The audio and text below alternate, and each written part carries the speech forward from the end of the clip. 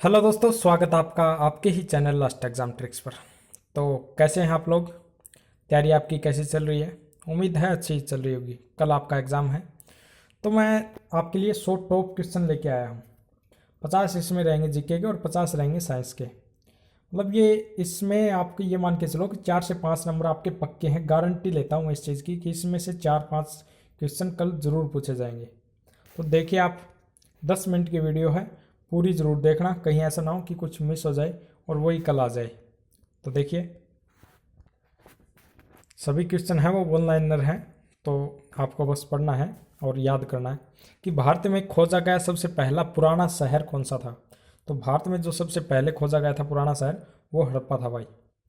फिर है कि स्वराज मेरा जन्मसिद्ध अधिकार है, किसने कहा था? ये कहा था बाल गंगाधर तिलक ने। अच्छा, महात्मा गांधी के राजनीतिक गुरु कौन थे? गोपाल कृष्ण गोखले थे भाई। नेक्स्ट अपना कि उत्तरी भारत की प्रथम महिला शासिका, दिल्ली पर राज करने वाली प्रथम महिला शासक कौन थी? तो ये थी रजिया सुल्तान, और ये इल्तुतमिश की पुत्री थी भाई। सिंधु सभ्यता का पतन नगर कौन सा था? सिंधु सभ्यता जो पतन नगर बंदरगाह था वो कौन सा था? वो था लोथल, गुजरात में जो है वो। भारतीय राष्ट्रीय कांग्रेस के संस्थापक कौन थे? तो ये रहे थे एओ हुम, और 1885 में इसकी स्थापना हुई थी, और उस टाइम जो गवर्नर था वो था लॉर्ड रिपन। अगला हमारा कि महात्मा बुद्ध द्वारा दिए गए प्रथम उपदेश को कहा जाता है। तो प्रथम उपदेश को धर्म चक्र प्रवर्तन बोला जाता है भाई। किस वेद की रचना गद्य एवं पद्य दोनों में की गई? ये क्वेश्चन पूछा जा सकता है कि एक तो ये पूछा जा सकता है कि सबसे पुराना वेद कौन सा है, तो वो ये रहेगा ऋग्वेद। और ये पूछ लिया जाए कि गद्य और पद्य दोनों में किसकी रचना है, तो वो है यजुर्वेद की। अगला है भारत में पहला समाचार पत्र किसने शुरू किया था? तो ये सैयद अहमद खान ने स्टार्ट किया था भाई। सैयद अहमद खान, ये याद रखना आप। किसके शासनकाल में बौद्ध धर्म दो भागों हीनयान तथा महायान में बट गया था? तो ये बट गया था कनिष्क के टाइम में। ठीक है, चौथी जो बौद्ध संगीति हुई थी वो कनिष्क के टाइम में ही हुई थी। लोधी वंश का अंतिम शासक कौन था? ये इब्राहिम लोधी था। पानीपत के युद्ध में यह मारे गया था। बाबर के साथ में इसका युद्ध था 1526 में। तो ये बात है। अगला हमारा कि प्रथम जैन संगीति कहाँ आयोजित की गई थी? तो ये जो प्रथम जैन संगीति आयोजित की गई थी ये पाटलिपुत्र में की गई थी भाई। और ये पूछ लिया जाए कि 24वें तीर्थंकर कौन थे जैन समाज के? तो वे थे महावीर स्वामी, और पहले थे ऋषभदेव। ये पूछा जा सकता है, थोड़ा ध्यान रखना। अगर 23वें पूछ ले तो पार्श्वनाथ थे। 13वां है कि दिल्ली के किस सुल्तान को इतिहासकारों ने विरोधों का मिश्रण बताया है? मोहम्मद बिन तुगलक को भाई। और इसको एल्फिंस्टन जो इतिहासकार था उसने पागल सुल्तान भी बोला है। अगला है कि ऋग्वेद समाज की सबसे छोटी इकाई क्या थी? ऋग्वेदिक समाज की सबसे छोटी इकाई थी, उसे कुल या परिवार बोला जाता था। किस शासक के पास एक शक्तिशाली नौसेना थी? तो ये थी चोलों के पास। संकीर्तन प्रथा के जन्मदाता कौन थे? ये थे चैतन्य महाप्रभु, जो कि बंगाल से संबंध रखते हैं। ठीक है। और अगला है कि किस मुगल शासक को आलमगीर कहा जाता था? तो आलमगीर औरंगजेब को बोला जाता था। शहीद आजम उपाधि से किसे सम्मानित किया गया? भगत सिंह। साइमन कमीशन के विरुद्ध प्रदर्शन के दौरान किए गए लाठीचार्ज में किस राजनेता की मृत्यु हो गई थी? तो ये दोस्तों आप सभी को पता है कि 1828 में इनकी मृत्यु हुई थी, लाला लाजपत राय की, जो साइमन कमीशन का विरोध कर रहे थे। 1827 में जो साइमन कमीशन बना था, और वो जब 1828 में भारत आया तो उसका विरोध किया गया था इसमें। तो लाठीचार्ज में लाला लाजपत राय की मृत्यु हुई थी। वहाबी आंदोलन के प्रवर्तक कौन थे? तो सैयद अहमद खां इसके प्रवर्तक थे। किस स्थान पर बुद्ध ने महापरिनिर्वाण प्राप्त किया था? तो कुशीनगर में इन्होंने महापरिनिर्वाण प्राप्त किया था। अगर ये पूछ लिया जाए कि बुद्ध का जन्म कहाँ हुआ था, तो आप लुम्बिनी करके आओगे। कांग्रेस के प्रथम अधिवेशन की अध्यक्षता किसने की थी? तो व्योम चंद्र बनर्जी ने इसकी अध्यक्षता की थी भाई। पहले ईसाई अध्यक्ष थे ये। नॉर्मल सी बात है कि अगर कोई अंग्रेज इसकी स्थापना करेगा तो पहला अध्यक्ष भी ईसाई ही होगा। भगवान नटराज का प्रसिद्ध मंदिर जिसमें भरतनाट्यम शिल्प कला है कहाँ स्थित है? तो ये है चिदम्बरम।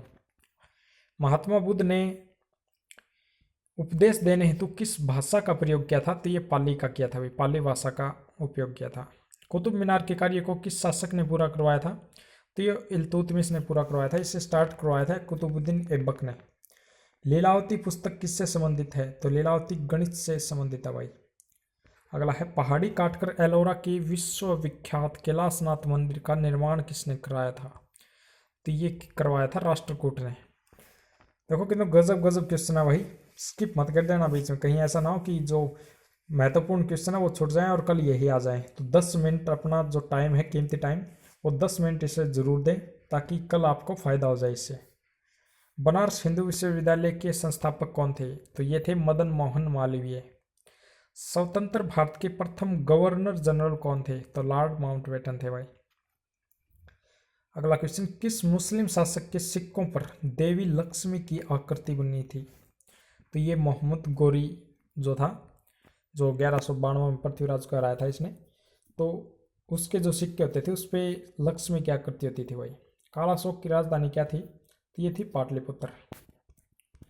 नेक्स्ट है, गायत्री मंत्र की रचना किसने की थी? तो विश्वामित्र ने इसकी रचना की थी। लंदन में इंडिया हाउस की स्थापना श्यामजी कृष्ण वर्मा ने। अगला हमारा, किस गुप्तकालीन शासक को कविराज कहा गया है? तो समुद्रगुप्त को ये कविराज कहा गया है।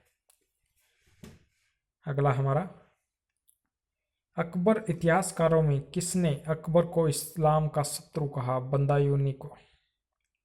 बंदायूनी ने अकबर को इस्लाम का शत्रु कहा है भाई। भक्ति को दार्शनिक आधार प्रदान करने वाले प्रथम आचार्य कौन थे? शंकराचार्य थे।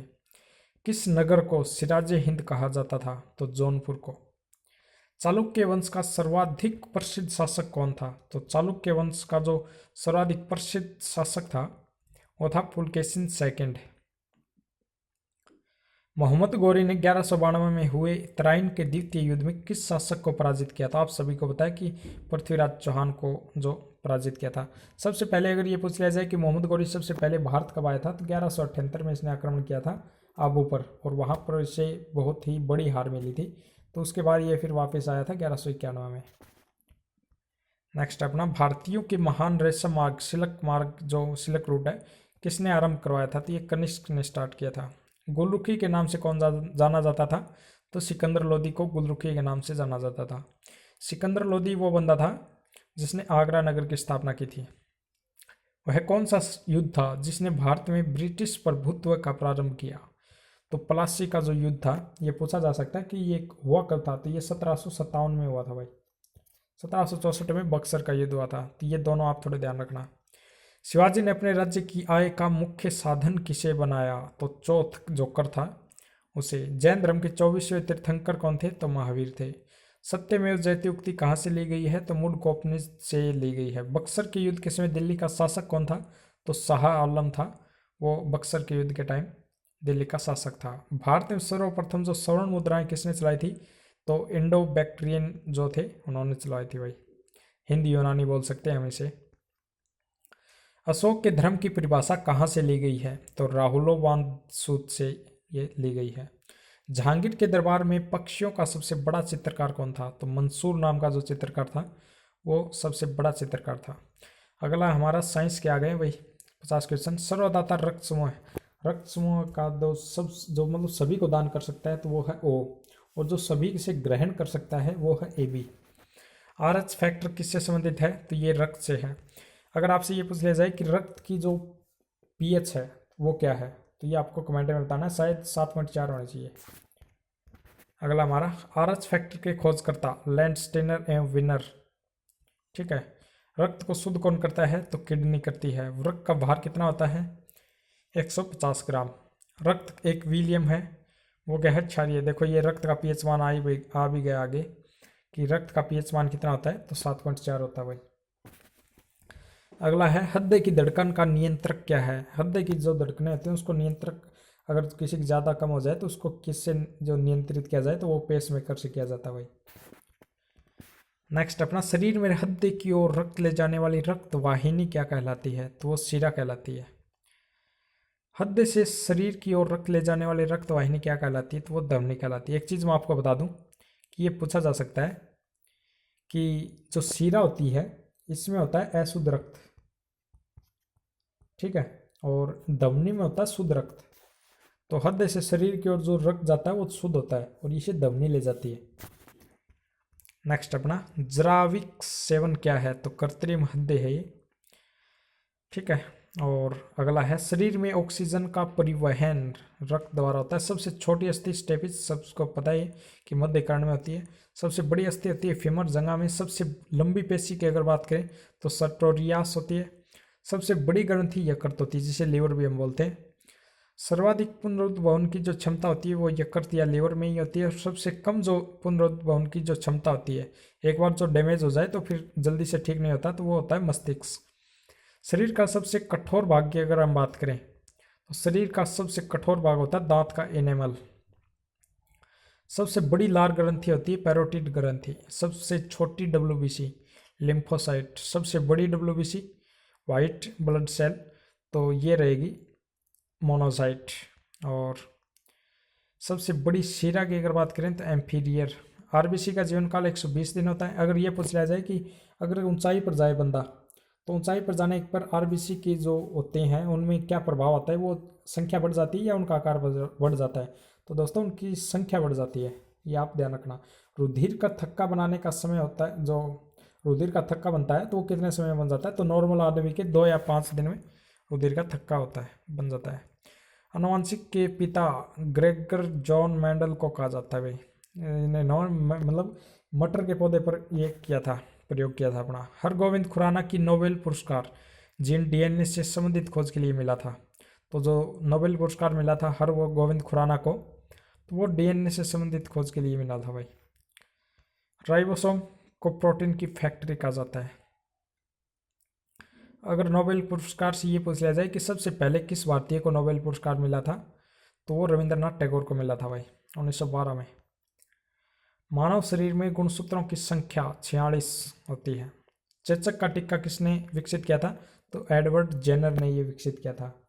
स्वस्थ मनुष्य के शरीर में रक्त का पीएच मान 7.4 होता है। ये रिपीट हो गया थोड़ा क्वेश्चन।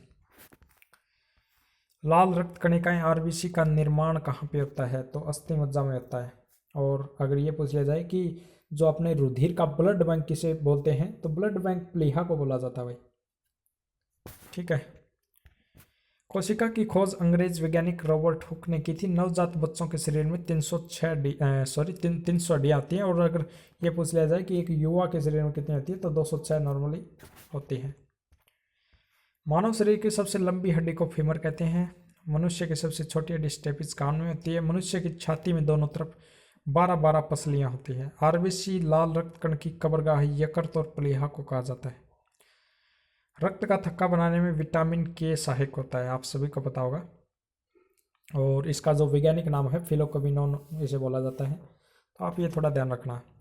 रक्त समूह है एवं आरएच तत्व की खोज कार्ल लैंडस्टेनर ने की थी भाई। ए बी रक्त समूह में एंटीबॉडी नहीं पाई जाती, जबकि यह सर्वग्रहता कहलाता है। इसमें एंटीबॉडी नहीं पाई जाती, लेकिन ये सभी का जो रक्त है वो ग्रहण कर सकता है, चाहे ए हो, चाहे बी हो, चाहे ओ हो, सभी का मतलब रक्त ले सकता है। ओ है उसमें एंटीजन नहीं होता, इसमें एंटीबॉडी नहीं होती ए बी में, और इसमें एंटीजन नहीं होता। यह सर्वदाता होता है, आप सभी को पता है। मनुष्य के हृदय का जो भार लगभग होता है वो 300 ग्राम होता है।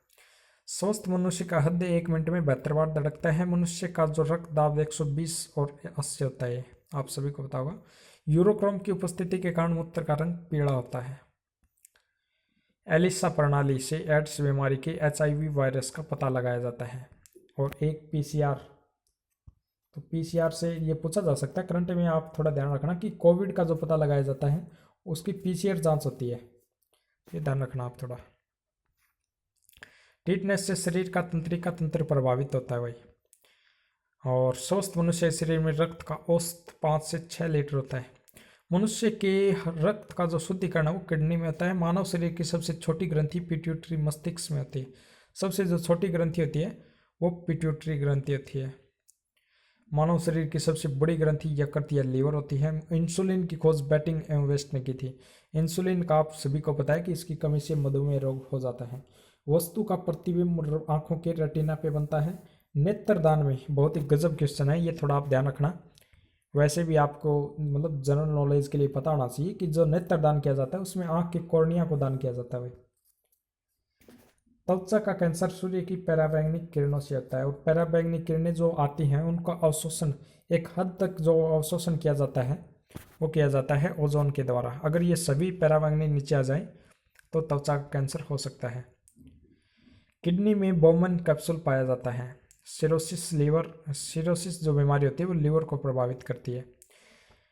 एल्ब्यूमिन रक्त प्रोटीन के बीच प्लाज्मा में पानी की मात्रा को नियंत्रित करता है भाई। एफिनेफ्रिन हार्मोन हृदय की समस्याओं के इलाज के लिए एक दवा के रूप में इस्तेमाल किया जाता है। एक 2 साल की उम्र में बच्चे के आहार में अधिक प्रोटीन शामिल करना चाहिए। पचा हुआ भोजन ज़्यादातर छोटी आंत के माध्यम से अवशोषित होता है भाई। जो भोजन होता है वो छोटी आंत के माध्यम से अवशोषित होता है। कैल्शियम और फास्फोरस हड्डियों में सबसे व्यापक रूप में मिलने वाला खनिज है। हड्डियों में जो सबसे ज़्यादा पाया जाता है वो कैल्शियम और फास्फोरस होता है। हमारे शरीर में अग्नाशय पाचन तंत्र का एक हिस्सा है। रक्ताल्पता आमतौर पर शर्करा के कारण होता है। रक्त में लौह तत्व पाया जाता है, आप सभी को पता है, और टाइफाइड से आंत प्रभावित होता है।